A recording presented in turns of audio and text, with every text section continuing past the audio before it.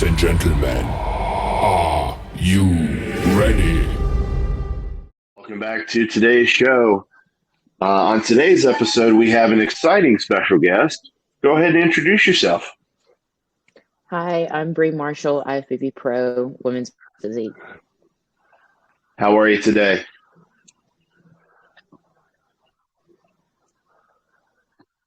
I'm good. I'm good. Can't complain. Had a busy day, but everything's going good. So, Very cool. So, can you tell me a little bit about yourself and how you got into bodybuilding and the IFBB pros? so originally I played soccer. So I played soccer for most of my life. So age 3 up until my freshman year of college. I had 4 concussions, so that kind of led me to not being able to play anymore. Um, and so after that, I kind of got depressed, overweight, and I knew I needed to do something. So what I did from there was I knew a coach already that was local to the area, so I contacted him. He helped me initially drop that weight and step on stage for the first time. And ever since then, it was bodybuilding, and that was it. So I kind of just went all in with it, like everything else that I do in my life, because I never want to be like average in anything that I do. So I just kind of took bodybuilding and ran with it, and um, you know, mm, let's see, 3 years later, yeah, 3 years later, I turned pro. And so I turned pro in 2020, and uh, yeah, so I turned pro in figure division, which is a smaller division than what I'm in now. And then ultimately just competing more and being around um, people that are in different divisions and whatnot. I kind of find myself more so fitting in with the women's physique category. So it's ultimately how I'm here now. So. Very cool. That's definitely a very inspiring story to hear because, it sounds like getting hurt so many times doing, something you loved prior to this that you were able to discover something new that you love. Right, right, yeah. So it's definitely become a true passion of mine. So I don't know what I would be doing without it right now. So So, as far as the transition that you took initially, I saw some photos that you have on your Instagram. But as far as what was that like for you to kind of transition from that, I guess dark era that you were area that you were in to trying to get out of that and get back into shape and discover bodybuilding and then the physique aspect of things. you mean like how it all kind of transpired, basically? Yeah, and as far as like, how did that help you mentally flip the switch to go from being in that depressed state where you couldn't do the soccer stuff anymore to transitioning over into a totally different area that you enjoy doing? So I guess while I was playing soccer, I always like had some sort of like weightlifting uh based sport in the back of my mind. So like I was always interested in like CrossFit and powerlifting and stuff like that. And then, I just happened to come across uh on Instagram, honestly, just bodybuilding. And so once I found one person, found another one, and I was like, this is kind of cool. They're basically transforming. So at that time when I was going through like my darker times, when I found that, I was like, okay, maybe this is what I need to, get myself going in the right direction. So it was more so like once I started picking up those habits of with the lifestyle that bodybuilding has, that just kind of helped me kind of move along in the right direction as far as like improving my mental health. Because obviously, as I got into the lifestyle, my physique started changing. I became more confident in myself and my image. So, with that, obviously, the mental health benefits come with that too. So, I think it's more so just the actions that I did every day as far as like following a routine, eating a certain way, training a certain way, and having that goal at mind kind of took my mind off of, okay, well, this negative thought, so I was able to more so put my thoughts and efforts into something positive, and I think all of that combined kind of helped that transpire.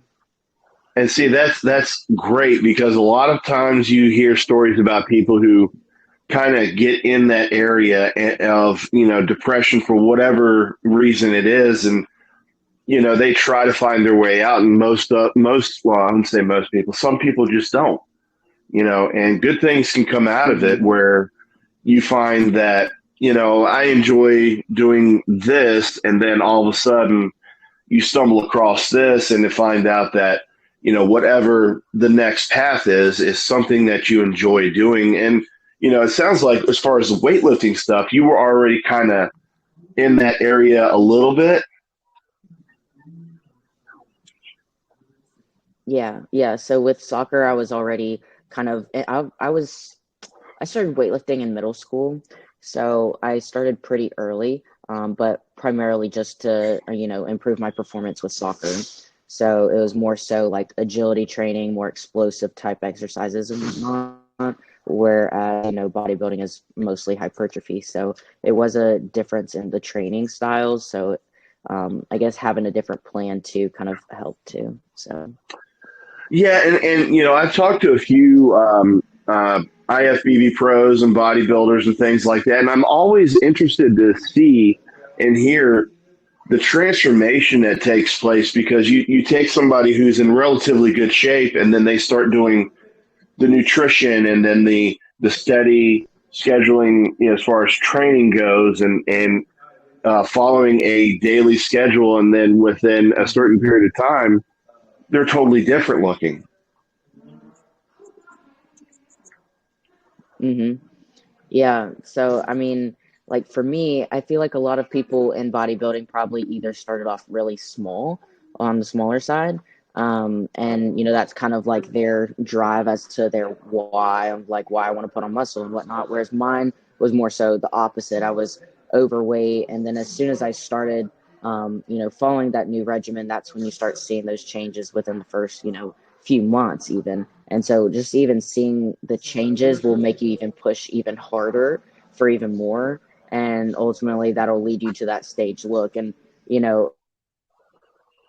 every competition season brings a different look. So he may be the same body fat percentage each year, but it'll be two completely different looks just based on, adding the muscle tissue or being slightly leaner in some places and whatnot. So it's definitely it's a big difference between off season and in season for sure.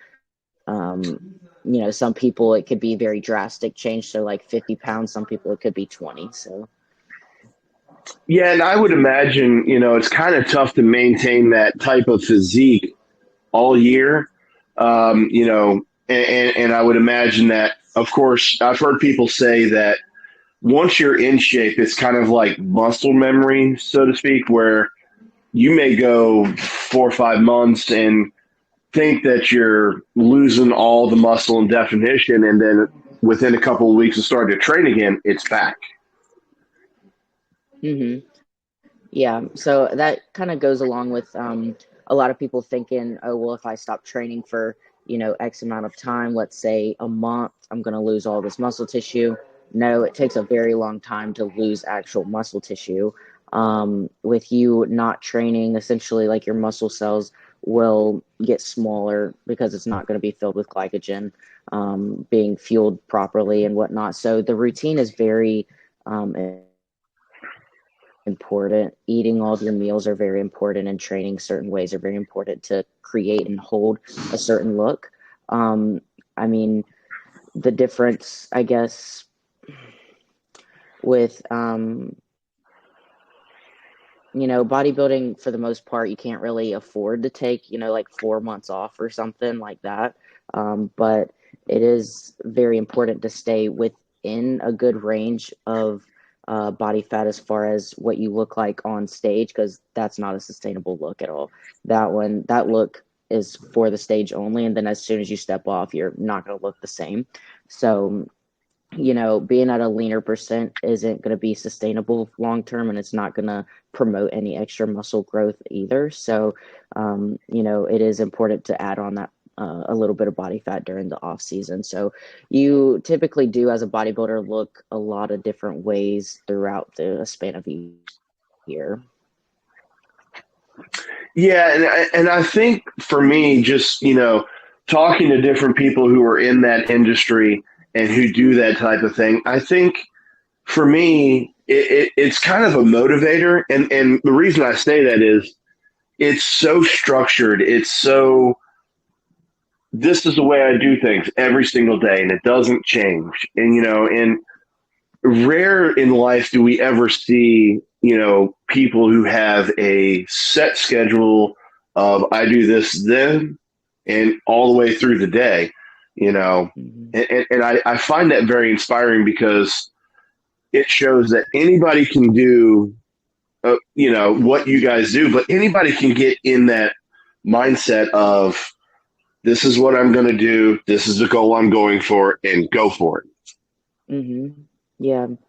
Yeah, it's definitely there's definitely nothing like it. That's for sure. A lot of people think I'm crazy for, the routine that I do every day, just because it is every day. But I mean, I've been doing the same stuff for the past 5 years, and that's what's gotten me to the point that I have gotten to. So, I mean, yeah, I would say like anybody could do it. They would just have to want it and truly want it. Um, because it's probably the most in-depth on hands 24, it's definitely a 24/7 sport, so you have to absolutely be all about it. So Yeah, and I think, people don't see that even though, it's a strict routine, it's a strict schedule, for a lot of people that is not only perceived, could be a challenge every day, but it gives people, I think, motivation to, okay, these are the goals, this is what I want. And, it once you get into that set schedule, it's kind of hard to get out of that. oh yeah, yeah, absolutely. So this past year was a very hard year for me with ups and downs, but I won't get into that. But everybody has their hardships. So, but I was kind of at one point thinking, okay, after bodybuilding, what is that going to look like for me? What am I actually going to do? Because, you know, my days revolve around, eating 5 times a day, making sure my training's done, making sure my cardio's done, and, making sure my steps are done, all the little things. So it would be a very hard transition to try to revert back to life as what it was before. So I definitely feel like a lot of bodybuilders will carry on a lot of the habits that they built through their bodybuilding career into their life after bodybuilding. And honestly, after, thinking about it, I probably honestly would. I would still probably eat 5 times a day. I would still, be conscious of my step count and how, my training is going and stuff like that. Obviously, I would have a little bit more freedoms to, go to social events or, say yes to certain foods and whatnot and not be so hard on myself with that because I'm not trying to look a certain way for, these set of people. But, I mean, as of right now, um, like I said, I've been doing the same thing since, day one. Um, with the routine, it is definitely doable for anybody, honestly. Maybe like a 1% couldn't do it with the job, but I mean, for example, like I turned pro in 2020 while I was a full-time student and worked 3 jobs on top of that. So I was still able to get all of that done and graduate and turn pro all in the same year. So it, I'm the last person that people need to come to for excuses. Right.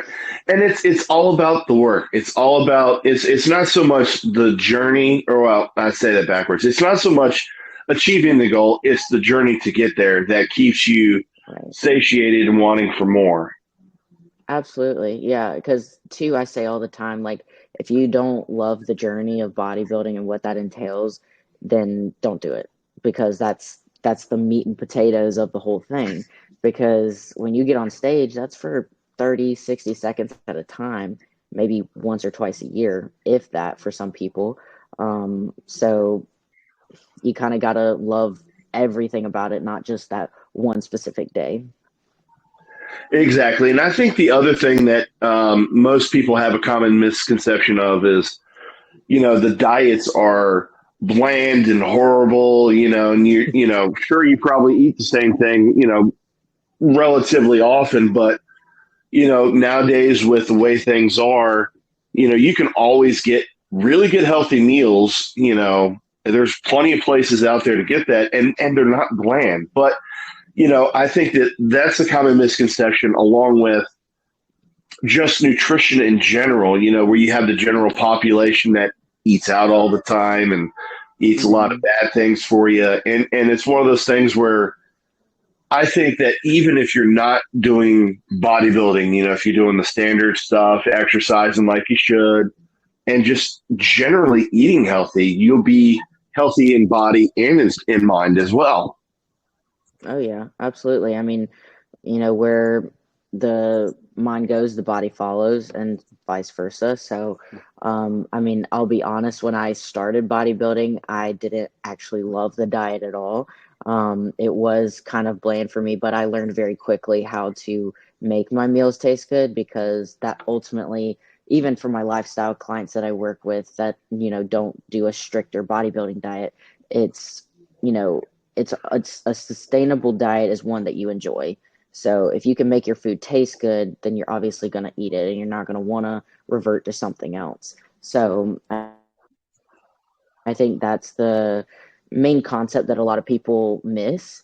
So, I mean, there was a good span of where I would be, using different seasonings or low carb sauces or, cooking different ways and whatnot. And there's also been times where I've gotten so used to the food and I just want to just get it down, just get it out of the way for the day. I'll just cook it plain, eat it, and go about my day because at that point it's just another to-do list, another thing on my to-do list, I should say.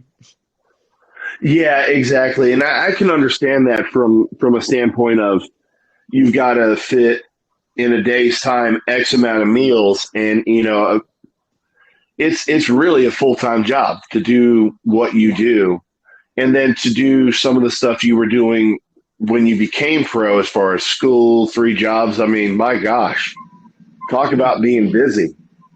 Yeah, yeah. So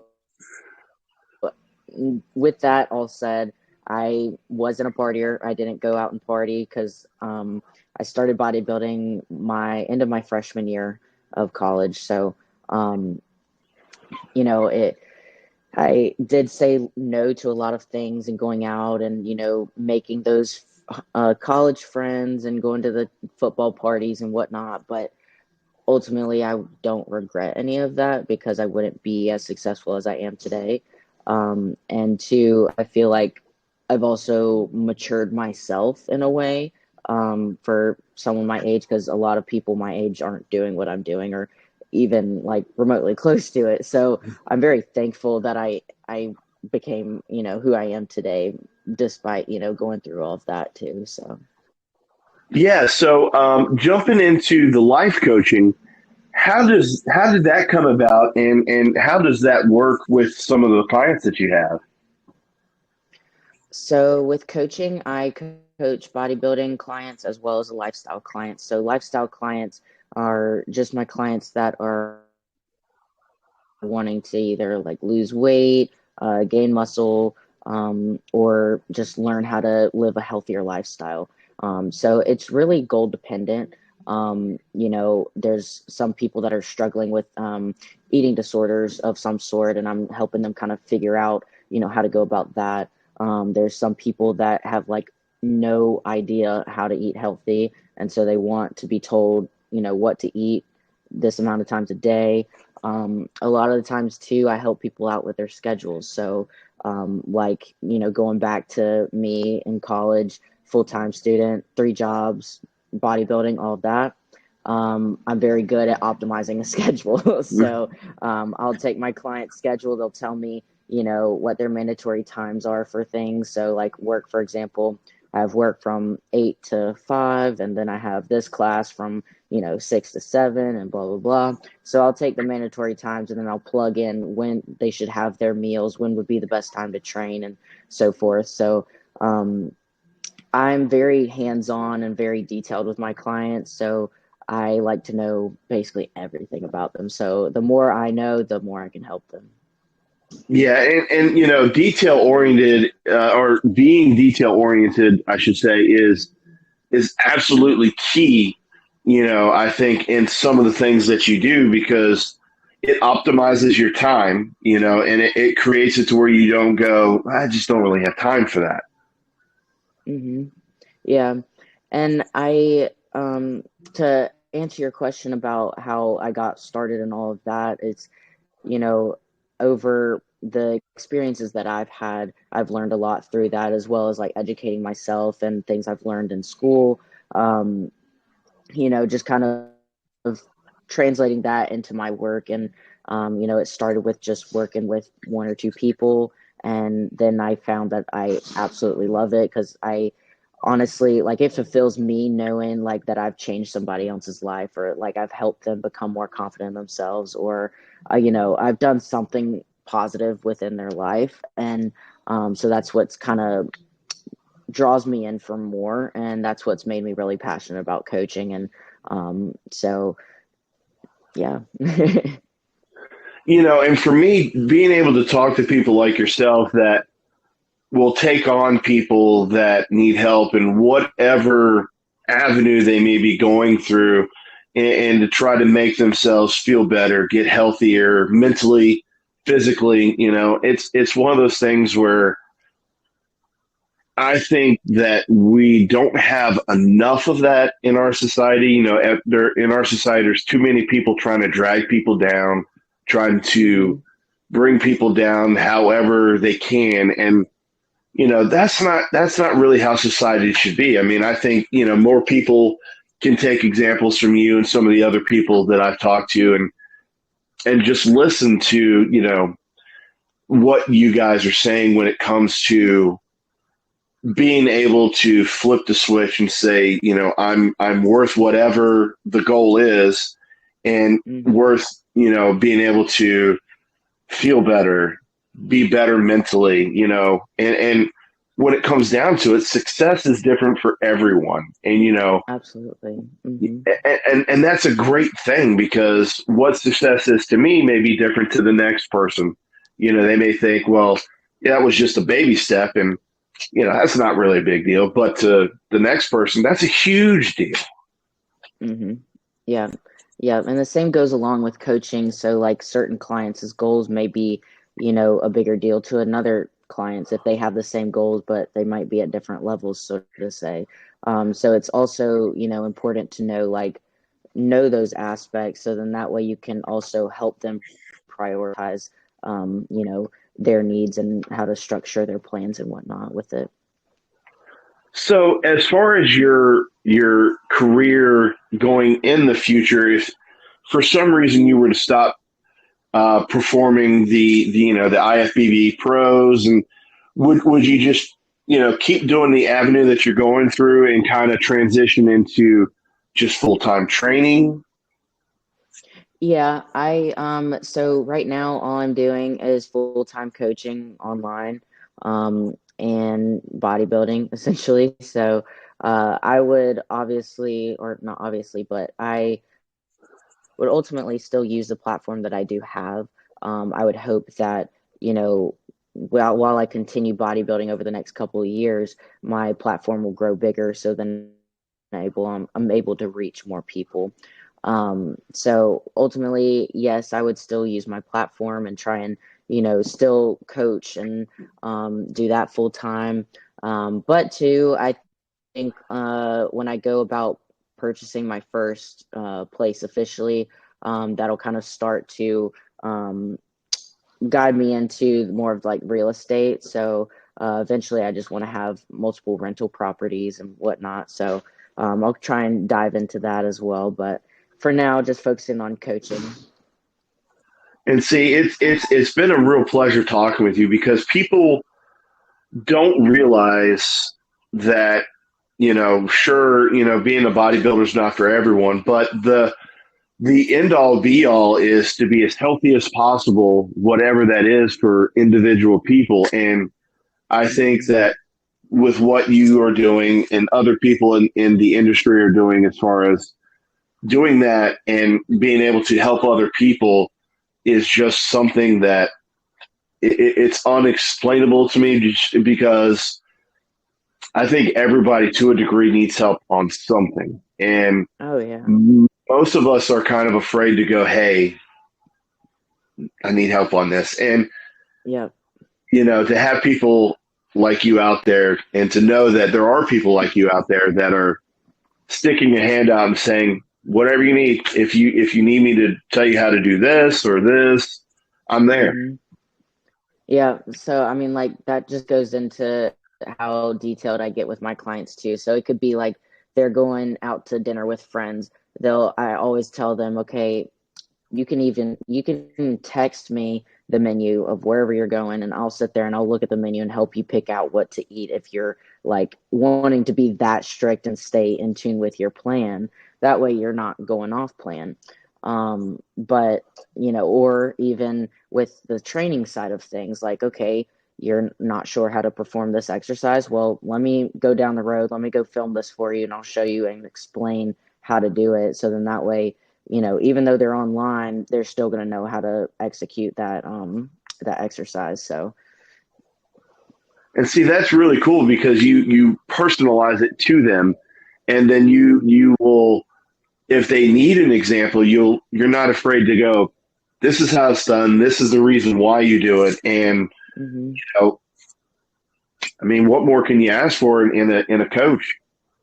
Yeah, absolutely. And my biggest thing is I want to, help as many people as I can. So there are coaches that will post, oh, I'm only taking 5 more or, this amount of more, but honestly, like it'll yes, there's a point where you should cut off how many clients you have just because, the quality that you can give, but to me, there is not a set limit, so to say. And I don't think that anybody should limit themselves either, because then we're just basically like, kind of putting a roadblock on people, so to say, like not giving them an option. So, and two, a lot of coaches just do it for the money, and that's the wrong reason to do it for, because coaching, it's not the highest paying job out there. So you should absolutely love it for, what you do with it. So that's my whole philosophy on that. And I love that because money isn't everything. Sure, we have to have it, but the end all be all when you go to do something that you're passionate about is being able to connect one-on-one with whomever it may be and figure out a way to make them better, because ultimately that makes you feel better that you've helped somebody. Right. Mm-hmm. Yep. So as far as being able to find you for the training and to try to, set up stuff with you for coaching and things of that nature, where can people find you? So they can either find me at my Instagram, Bri Marshall, _ IFBB Pro, or they can find me at brimarshallfit.com, and you can just send me a contact inquiry through there, and then I'll get in contact with them, and then we'll schedule a phone consultation and go from there. Sounds good. Well, listen, I appreciate you taking time out of your schedule to chat with me. I know you're a very busy person, and it's been a lot of fun. Yeah, I appreciate you having me on. I really do. Absolutely. And hopefully we can do it again, and then hopefully if we're able to do it again, you're more successful than you are now, and you may have a brick and mortar place where you're helping more people. That's the goal. That's the goal. Absolutely. I can't wait to be Down, down.